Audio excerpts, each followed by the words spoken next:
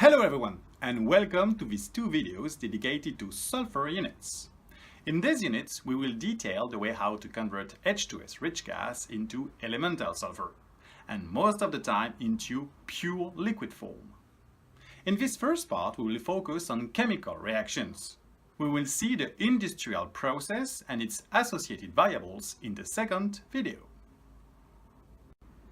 Remember, in the two videos dedicated to amine units, we have explained that some crude cuts were desulfurized to satisfy the regulations in terms of sulfur in the fuels, but also to protect the catalysts of several transformation units. Sulfur is removed from the hydrocarbons in so-called hydrodesulfurization units, where the sulfur is transformed into H2s. Then, this H2s is selectively extracted thanks to an amine, which makes it possible to recover an H2s rich gas. I mean about 90 to 98% volume. This H2s rich gas cannot be released to the atmosphere, since it is toxic. So, it could be burned and transformed into SO2, but SO2 is a pollutant and its releases are limited into the atmosphere. A process is therefore used to convert H2s into elemental sulfur, and most of the time in pure liquid form. This sulfur is then exported in particular to the chemical industry. The process widely used in the refining industry is the so-called Claus process. It was experimented at the end of the 19th century, but the very exothermic reactions was difficult to control. So, the process has been modified in the 30s.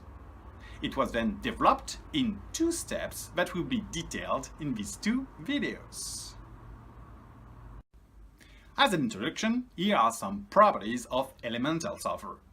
It is solid at ambient temperature with a yellowish color. At 120 degrees C, it melts to form a yellow liquid. At 160 degrees C, it becomes very viscous with a reddish appearance. At 445 degrees C, it completely vaporizes. It is what we call its boiling point. The auto-ignition temperature is about 190 degrees C for solid dusts and 232 degrees C for liquid sulfur. The flash point of the liquid sulfur is about 210 degrees C. The density of liquid sulfur at 140 degrees C is 1,800 kg per cubic meter. It means 1.8 times that of water.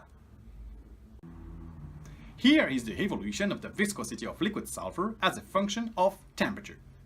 This diagram explains why it is aimed to store the liquid sulfur between 130 and 150 degrees C. Simply because in this temperature range, the sulfur viscosity is called optimal for storage. The feed entering the process is a H2s rich gas that is produced in the amine units. This stream is never 100% pure. Let's zoom in on each of the other components that can be found in the feed. First of all, we find water. In fact, since amine solutions mainly consist in water, we always have the water saturation at amine regenerator reflux drum operating conditions. CO2, especially for FCC amines. Ammonia from desulfurization units. In fact, hydrodesulfurization process always comes with denitrification and hence ammonia formation. And finally, hydrocarbons, because of carryover and/or solubility. Claus units also treat the top gas coming from the saltwater strippers, where the ammonia is highly concentrated. In fact, these strippers recover the seawater from the hydrodesulfurization units, which concentrates the majority of the ammonia resulting from the denitrification of the hydrocarbon gas. Now that we have seen feed's characteristics and the final objectives of these units, let's look at the chemical reactions involved. The reaction of transformation of H2s into sulfur involves sulfur dioxide, or SO2, which will combine with the H2s to ultimately form sulfur. Let me explain. Imagine a gas containing 100% H2s and divide this H2s into 3 equal parts. The first third of the H2s will react with oxygen from the air, in other words, it will burn to form SO2. This reaction also implies the formation of water. Then this SO2 will react with the 2/3 remaining H2s to form 3 molecules of sulfur and 2 molecules of water. Thus, the overall chemical reaction is written this way. At this point, you see that controlling the first reaction is crucial. Indeed, if we burn more than 1/3 of the H2s into SO2, there will be too much SO2 and not enough H2s for the second reaction. And suddenly we will end up with a lot of SO2 at the end of the unit. It is very bad for the environment.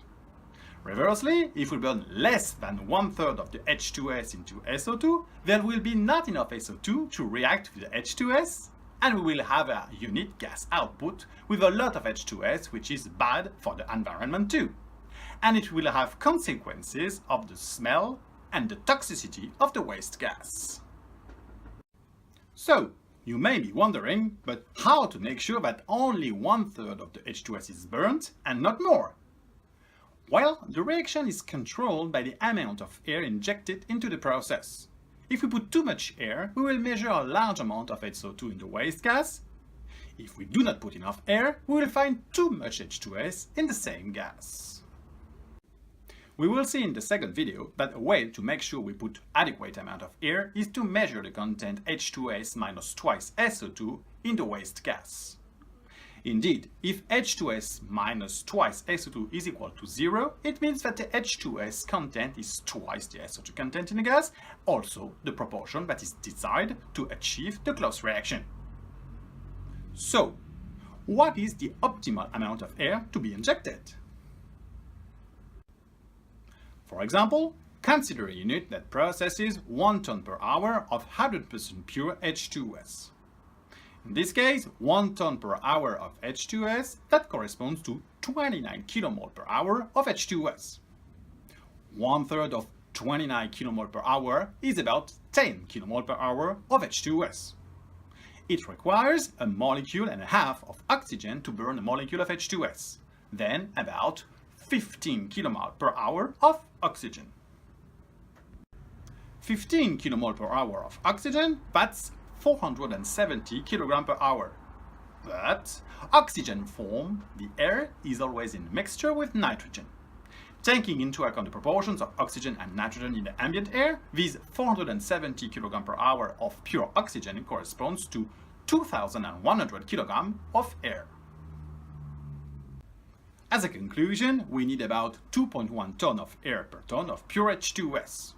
Note that since the H2s rich gas always comes with hydrocarbons, ammonia, air, etc., this value of 2.1 ton of air per ton of gas may be higher or lower. Let's look at the characteristics of the H2s transformation into sulfur as a function of the operating conditions. In this graph, we see that the reaction of burning H2s into SO2 is exothermic. So, the temperature naturally increases to between 1000 and 1400 degrees C. The theoretical temperature of a 100% pure H2s feed is 1100 degrees C. If this temperature is higher, it is the sign of presence of hydrocarbons. A lower temperature is the sign of presence of CO2 and or water. This high temperature combustion is the first step of the reaction. But, as you can see on the graph, the conversion of H2s cannot exceed 70% in these temperature conditions. At this temperature, there are also a number of so-called secondary reactions. We can indeed form COS from CO2 or CS2 from methane. But beware, the CS2 and COS are not transformable by the Claus reaction and reduce the conversion rate of H2s into sulfur. To go further in the conversion of H2s into sulfur, we need to decrease the temperature and to let the reaction take place on a catalyst. This second so-called catalytic stage is carried out in several stages of reactions which will be detailed in the second video. It is thus possible to achieve an overall conversion of about 98%. But what about the remaining 2% of H2s?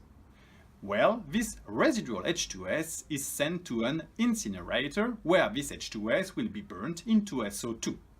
It should be noted that in some cases, tail gas treatment may be used to go beyond 98% conversion.